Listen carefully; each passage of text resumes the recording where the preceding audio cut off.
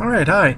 We're going to be talking about using linear models today to get lines and linear equations just from actual models of information. Okay, so basically what we'll be talking about today is using a scatter plot. Now, scatter plot usually is labeled in the first quadrant, and it usually has its points like here, here, here, here, here, here. You know, something that looks like this. Okay, now this would be a strong positive, well, it would be kind of a moderate correlation, and I'll explain why in a sec. Okay, let's go red. Let's make that a little bit. Okay, so what you're going to do is, in order to get the actual model of the information, now we're going to do this without using linear regression. Normally you would go into a calculator and you would press stats, and then you would go linear regression, and you would set up your list of numbers and then do the linear regression that way. And that's going to get you the most accurate. But right now we're just going to eyeball it. So what you want to do is pick a line at a point at the beginning and a point towards the end, and something that seems to go through about half the information. So something that looks like this. Okay, now if I pick something up here, that's a little bit too high because a lot of the information is down below. If I pick something down here, all the information is up too high, so I'm going to pick something in the middle.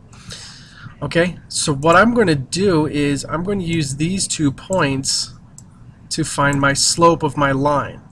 And then once you find the slope of your line, you can find the y-intercept by using those 2 points in point-slope form, and you can get the actual equation of what the line's going to be. So we've already talked about getting the equation of the line and everything. So, you know, it's not going to be anything too drastically new. Okay.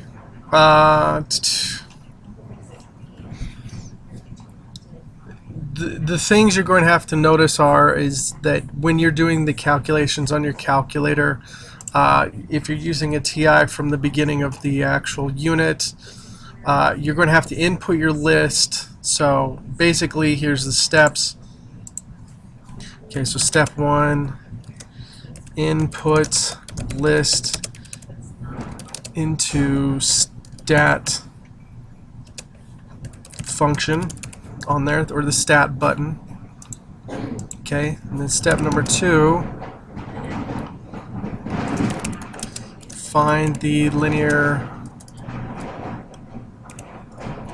regression line in the stats menu. And when you do that, you should be able to find the linear regression line, and that line should be very close to this. And plus, also another thing that you can find out is when you're looking at it, when you're looking at R, basically you can have a whole range of answers. You can have from -1 to 1. Okay? Alright, so if we have a list, if we just have a straight up list of numbers, so let's have our stuff down here. Let's have -1 over here. Let's have 0 in the middle, and 1 over here. Okay? Alright, if it's closer towards the middle, in other words, it's closer to 0, there's no relation. Okay, the closer it is to 1, it has a positive relationship. Okay, is what you could call it. And if it's closer to -1, it's going to have a negative relationship.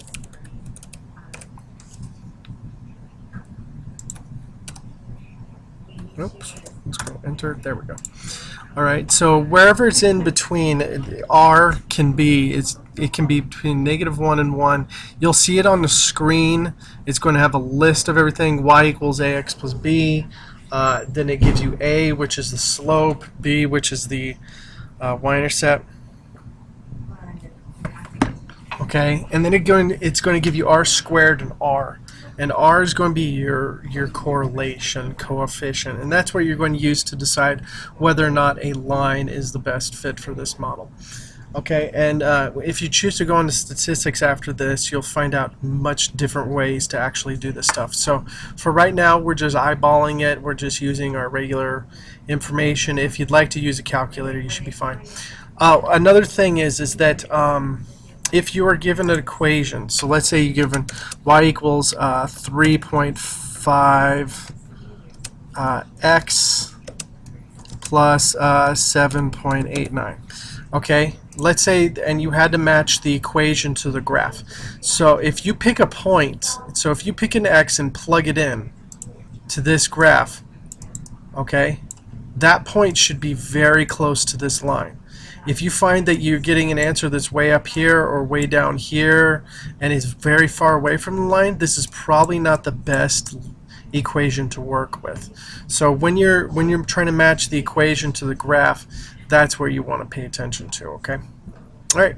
Other than that, there's pretty much everything you need to know. Just remember, find slope, plug it into point slope form, and you should be able to have your equation real fast. Just a rough algebraic example. Okay? Have a great day, guys. Bye.